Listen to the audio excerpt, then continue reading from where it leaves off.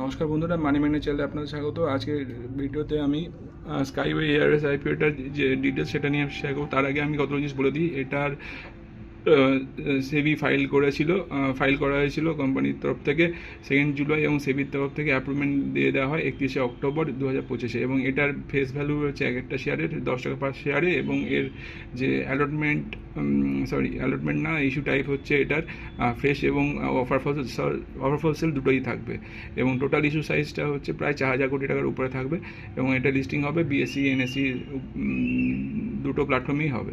আর এটা যদি শেয়ারে আমি কোটাটা দেখি, তাহলে দেখা যাবে কিউআইবি কোটাতে 50% শেয়ার অফার করা হচ্ছে, এবং রিটেল কোটাতে 35% শেয়ার অফার করা হচ্ছে, এবং এনআই কোটাতে 15% শেয়ার অফার করা হচ্ছে। এবার যদি আমি ফিনান্সিয়াল ডিস্ট্রিবিউশনে আসি, দেখতে পাবো ফিনান্সিয়ালে অ্যাসেট ক্লাস প্রথমে 464 কোটি মতন ছিল, মানে 22 সালের কথা বলছি। এবং সেখান থেকে 23-এ গিয়ে 448 কোটি, মানে একটু ডাউন ট্রেন্ড আছে। সেখান থেকে একটা আপ ট্রেন্ড আসে বড়, সেখানে 24 সালের 31 মার্চে 790 কোটি। এবং সেখানে ডিসেম্বর মাসে, মানে এন্ড অফ দ্য 2024-এ 854 কোটি।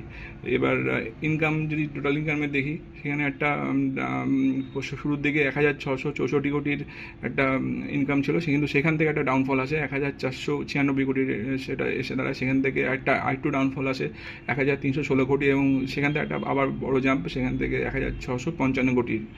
প্রফিট আফটার ট্যাক্স যদি দেখি, ঠিকঠাকই আছে আমার কাছে।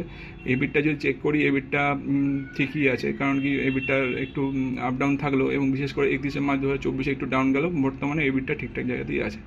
এবং নেটওয়ার্থ যদি আমি চেক করি, এটা দিনে দিন গেছে, বেড়েছে, কারণ কি কোম্পানি এক্সপানশনের মাধ্যমে হচ্ছে। কারণ কি 98 কোটি থেকে সেখানে 125 কোটি, সেখান থেকে 154 কোটি, সেখান থেকে 172 কোটি।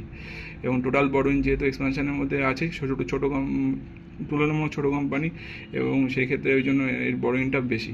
163 কোটি থেকে 175 কোটি, সেখান থেকে 357 কোটি, এবং বর্তমানে বড়োইং আছে 422 কোটির মতো। এবারে যদি অন্যান্য ইন্ডেক্সগুলো আমি চেক করি, তাহলে কেপিআই ইন্ডিকেটার অনুযায়ী, অর্থাৎ কি পারফরমেন্স ইন্ডিকেটার অনুযায়ী আরওই ঠিকঠাক মডারেট জায়গায় আছে 22.37, আরওসি 15.57 ঠিকঠাক। প্যাট মার্জিন একটু কম আছে, এটা বেটার হলে ভালো। এবিটটা মার্জিনও একটু কম আছে, এটা বেটার হলে ভালো। আর এর যদি আমি অবশ্য পি রেশিও এখানে দেখা যাচ্ছে না, কারণ কি এটা লস মেকিং কোম্পানি। এটা প্রথম কনভার্ট হলে, আর্নিংস বা ইপিএস আসলে, তবে এটা পি রেশিও আসবে। যাই হোক, এই ভিডিওটা এই পর্যন্তই। এই ভিডিওটা কেমন লাগলো সেটা আমার কমেন্টের মাধ্যমে জানাবেন। ভালো লাগলে আমার চ্যানেলে সাবস্ক্রাইব করবেন, শেয়ার করবেন আর লাইক করবেন। ধন্যবাদ।